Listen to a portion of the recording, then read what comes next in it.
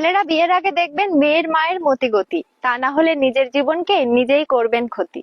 মেয়েদের নতুন বিয়ের পর সংসারে ঝামেলা হয় খামোখা, সংসার সুখের হয় না যদি খারাপ হয় মেয়ের মা।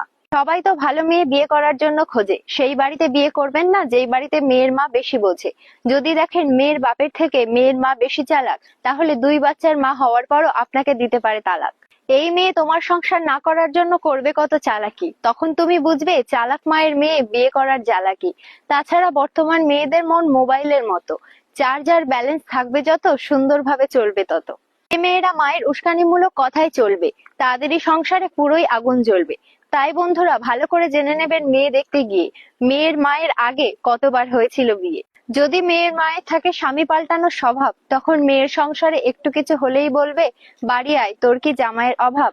তখন তুমি আত্মীয় স্বজন সমাজের কাছে কি দেবে জবাব। প্রতিবেশীরা মনে করবে ছেলেটারই হয়তো খারাপ স্বভাব।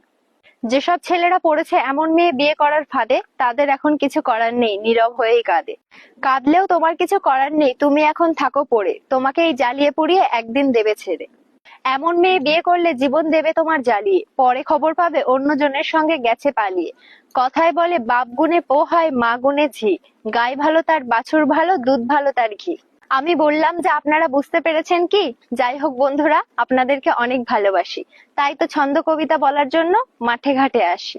তাই আপনারা একটু লাইক কমেন্ট করে যাবেন, তাহলে নতুন নতুন ছন্দ কবিতা আবারও পাবেন।